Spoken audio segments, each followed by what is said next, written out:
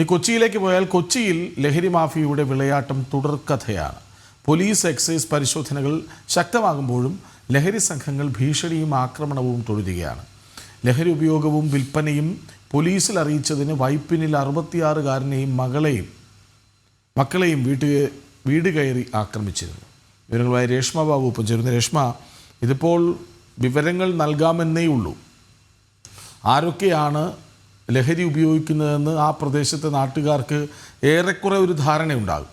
അവർ എന്തുകൊണ്ട് ഇത് പോലീസിനെ അറിയിക്കുന്നില്ല എന്ന് ചോദിച്ചാൽ, അഥവാ ഈ ലഹരി ഉപയോഗിക്കുന്നവരെങ്ങാനും ഇതറിഞ്ഞാൽ എന്താണ് സംഭവിക്കുക എന്ന് പ്രവചിക്കാൻ തന്നെ ആകാത്ത അവസ്ഥയാണ്. ഇതിപ്പോൾ വൈപ്പിനിൽ നമ്മൾ കണ്ടല്ലോ, ഒരു വൃദ്ധനെയും മക്കളെയും വീട് കയറി അടിക്കുകയാണ്.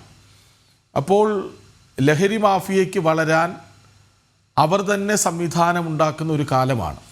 എന്ത് വന്നാലും ഭയമില്ലാത്തൊരവസ്ഥയിലാണ് ലഹരി സംഘങ്ങൾ. ലഹരി ഉപയോഗിച്ചു കഴിഞ്ഞാൽ എന്തും ചെയ്യാനുള്ള ധൈര്യം അവർക്കുണ്ടാവുകയും ചെയ്യുന്നു. കൊച്ചി പുതിയ കൊച്ചിയായോ?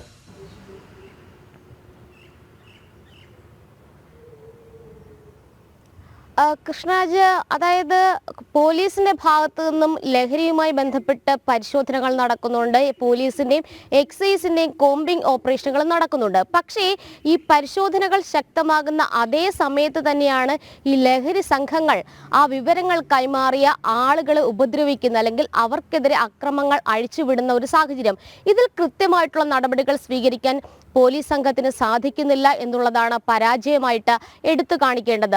കഴിഞ്ഞ ദിവസമാണ് കൊച്ചി വൈപ്പിനിൽ ഒരു 66 വയസ്സുള്ള ഉണ്ണികൃഷ്ണൻ എന്ന പേരായിട്ടുള്ള വ്യക്തിയും അതോടൊപ്പം തന്നെ അദ്ദേഹത്തിന്റെ മക്കളെയും ഈ ലഹരി സംഘം വീട് കയറി ആക്രമിച്ചത്. തങ്ങൾക്കെതിരെ വീണ്ടും ആക്രമണം ഉണ്ടാകുമെന്നുള്ള ഒരു ഭീതിയിൽ തന്നെയാണ് ആ കുടുംബം കഴിയുന്നത്. അതിന്റെ ഒരു ആക്രമണത്തിന്റെ കാരണമെന്ന് പറയുന്നത് ലഹരി ഇടപാടും അതോടൊപ്പം തന്നെ ഈ ലഹരി ഉപയോഗിക്കുന്നതും അത് ചോദ്യം ചെയ്തുകൊണ്ട് അക്കാര്യം പോലീസിൽ അറിയിച്ചു എന്നുള്ളതാണ് ഉണ്ണികൃഷ്ണനെതിരെയും മക്കൾക്കെതിരെയും ആക്രമണം നടത്താനായിട്ട് ലഹരി സംഘങ്ങളെ പ്രേരിപ്പിച്ചത്.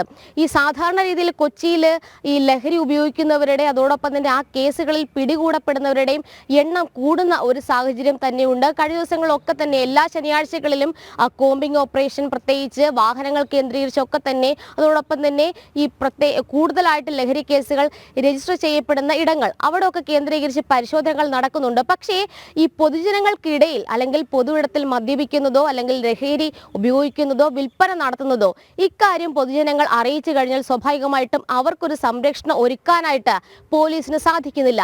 ഈ മിനിറ്റുകൾക്കുള്ളിൽ തന്നെയാണ് ഈ വിവരം ലഹരി സംഘങ്ങൾ അറിഞ്ഞുകൊണ്ട് വിവരം കൈമാറിയ ആളുകളെ ആക്രമിക്കാനായിട്ട് എത്തുന്നത്. കഴിഞ്ഞ ദിവസം കൊച്ചി മുളവുകാടും സമാനമായിട്ടുള്ള ഒരു ആക്രമണ സംഭവം ഉണ്ടായിട്ടുണ്ട്. ഒരു സ്ത്രീക്ക് നേരെയാണ് ലഹരി സംഘം ഇത്തരത്തിൽ ആക്രമണം അഴിച്ചുവിട്ടത്. ആ വീട്ടമ്മയുടെ വീടിന് മുന്നിൽ ലഹരി ഉപയോഗിക്കുകയായിരുന്നു യുവാക്കൾ. ഇക്കാര്യം അവർ പോലീസിനെ അറിയിച്ചു. തുടർന്ന് മിനിറ്റുകൾക്കുള്ളിൽ സംഘം എത്തി ഈ വീട്ടമ്മയ്ക്ക് നേരെ ആക്രമണം അഴിച്ചുവിടുകയായിരുന്നു. സാധാരണ രീതിയിലുള്ള പോലീസിന്റെ കേസ് നടപടികളും മറ്റ് സംവിധാനങ്ങളും ഒക്കെ തന്നെ പിന്നീട് കാര്യക്ഷമമായിട്ട് തുടർന്ന് പ്രവർത്തിക്കും. പക്ഷേ ഈ ഗുണ്ടകൾക്ക് അവർ പിന്നീട് പൊതുജനങ്ങളെ ഉപദ്രവിക്കുന്ന ആ രീതിക്ക് ഒരു അവസാനം ഉണ്ടാകുന്നില്ല.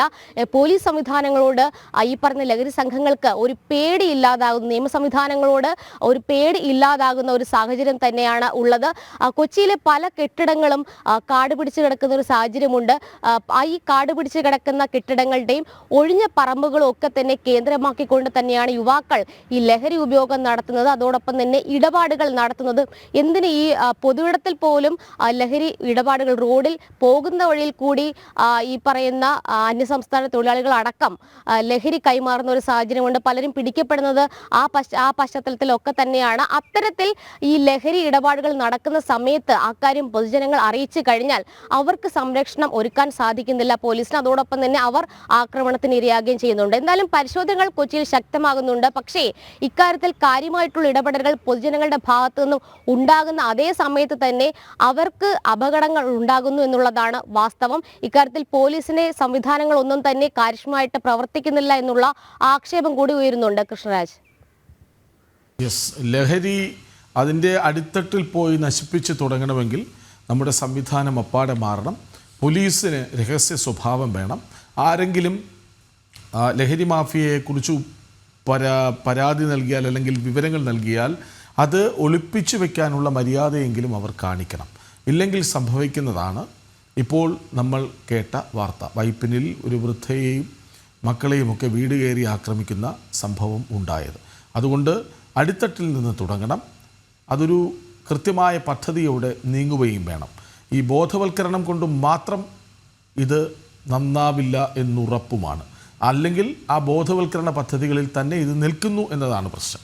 വിവരങ്ങൾ നൽകുകയായിരുന്നു രേഷ്മ ബാബു.